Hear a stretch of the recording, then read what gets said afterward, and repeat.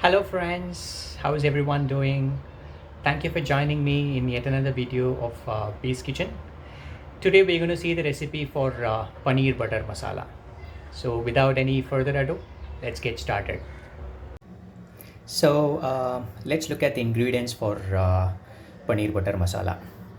Um, Tomatoes, ripe tomatoes, around 3 to 4 pureed, and about 300 grams of paneer cubed, and ginger garlic paste, about 4 to 6 garlic and 1 inch ginger paste, and ginger julienne for garnish, salt, sugar, and 1 or 2 green chilies slit, fresh cream required quantity, and Kashmiri chili powder, about 1 teaspoon, half teaspoon to 1 teaspoon. I've just mixed with water for blending. Garam masala, about 1 teaspoon, and a block of butter. I've segregated into two portions. One, the bigger portion I will use in the beginning, and the smaller portion I'll use towards the end.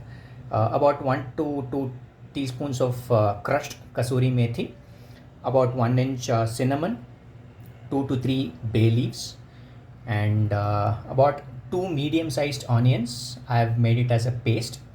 Again, about 18 to 20 cashews, soaked, and I've made ground it into a paste again, and a bunch of coriander leaves, chopped coriander leaves. So let's get started with the recipe for paneer butter masala. So what I've done is I've taken a kadai, non-stick kadai. You can take whatever kadai you want, but ensure that whatever kadai you use, the flame is always on low to medium. Throughout the entire process, it should be low to medium. So I am just heating about a block of butter now, right? So like I said, don't overheat the butter, otherwise it will burn. I'm going to add the bay leaf and cinnamon. Just fry a few seconds until it gives a nice and good aroma.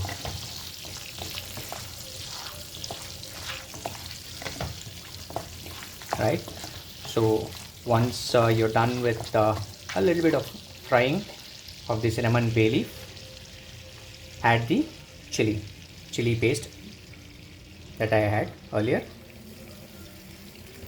set aside. Right, this is the Kashmiri chili paste. Now fry for a few more seconds until that raw smell goes. Right, this should be enough. Now add the ginger garlic paste.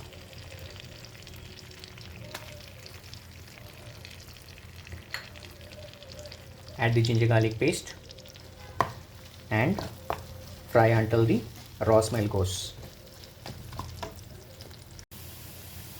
Now the ginger and garlic are fried well, and it gives a beautiful aroma. The next step, we'll add the onion paste. Be careful at this stage, it's going to splash a little because of the water content, so ensure that you be careful with your hands while frying. Now we are going to fry it for another 2 to 3 minutes until the raw smell goes. Alright, the onions are fried well and it's looking correct. Next step, we're going to add the pureed tomatoes and the pureed cashews. Right, let's give it a good mix, and we are going to fry this again for another 2 to 3 minutes, or until that cashew and tomatoes lose their raw smell and gives a nice and rich aroma. Good, the onions and tomatoes are cooked well. and the color is also nice. Now let's add the salt and the sugar. Right, let's add the salt and the sugar, mix well.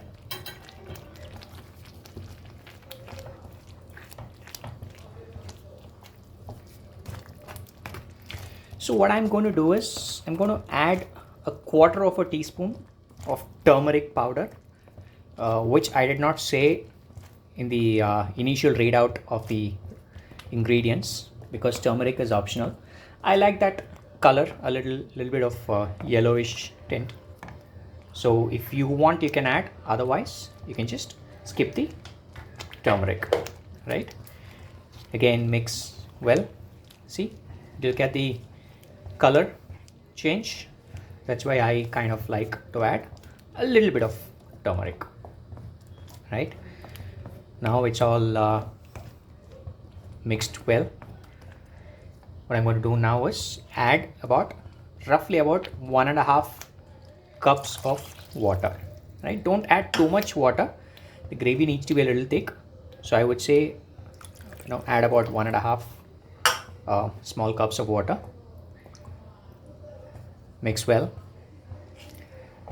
completely. Right, and once it is mixed well, what we are going to do next step is just scrape the sides, ensure that all the paste that's stuck to the sides are completely blended well into the gravy. Right, once that is done, what we are going to do next is cover this gravy and boil on, again like I said, medium flame for roughly about 8 to 10 minutes, or the masala, the gravy comes to the right consistency, whatever consistency you need, it comes to that consistency, and the gravy looks good. Okay, now the gravy is nice and thick. I think the consistency should be perfect. What I did was, at frequent intervals, I opened the lid and just scraped these sides and mixed it well, so that the masalas don't stick to the sides. Right, so you could also keep doing that at frequent intervals. Now what we will do is, let's add the paneer.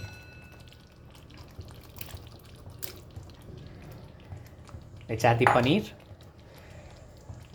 the garam masala, and then a little bit of cream, maybe about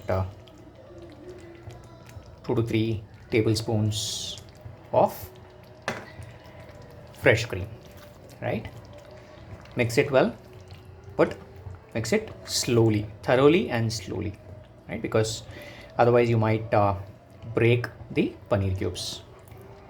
So regarding the paneer cubes, what I have used is the what we call here as the dairy paneer. Right, it's locally called as dairy paneer, meaning it comes from the local farms, not a branded paneer. So they are extremely soft. They are malai paneer, so extremely soft.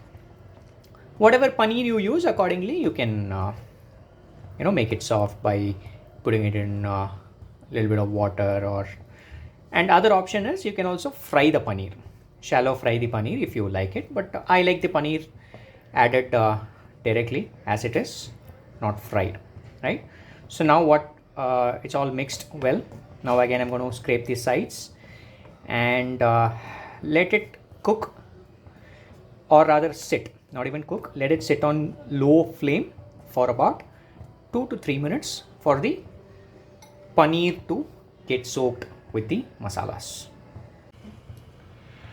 So now the paneer is coated well with the masalas. If you see, now it's coming together nicely. Right, at this stage what I'm going to do is I'm going to add the kasuri methi, right, and the ginger julienne. I'm going to add the kasuri methi and the ginger julienne, and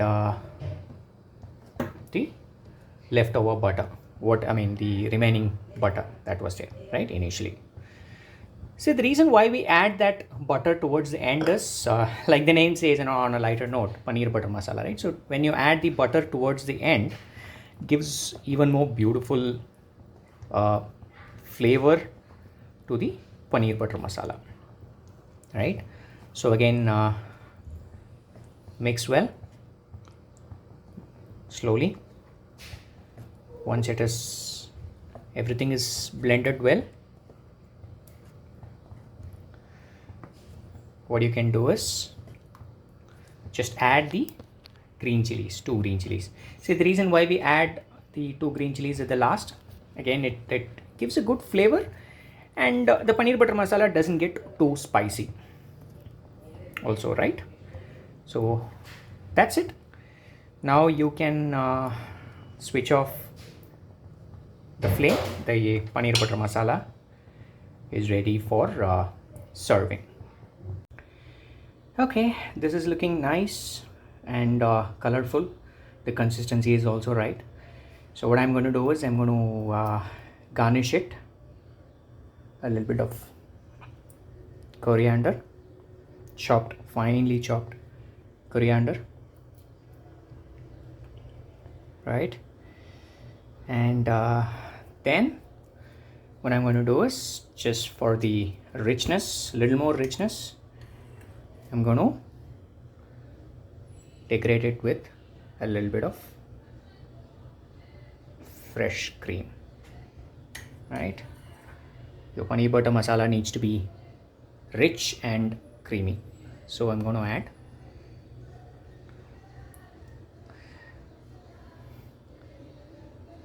all good. Yes, and now the paneer butter masala is ready to serve. You can serve this with jeera rice or garlic naan or the regular fulka. There are a lot of options you can try this with. So enjoy the paneer butter masala, and thank you for joining me in Bee's Kitchen. See you around next time again.